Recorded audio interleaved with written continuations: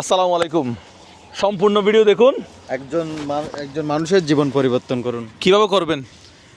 আমাদের ইউটিউব চ্যানেলে গিয়ে বেশি বেশি করে ভিউ করতে হবে ওইটাতে। কি এখানে কি করছেন? ওখানে একটা ভিডিও ছাড়ছি, আপলোড করছি। কিসের ভিডিও? এই যে এই দোকানের, এই দোকানের জন্য কি লাগবে? এই দোকানের জন্য ইনভেস্টর লাগবে। ইনভেস্টর লাগবে। আমরা কি ইনভেস্টর খুঁজতে আসছি এখানে? ইনভেস্টর লাগবে? না না না না, হ্যাঁ?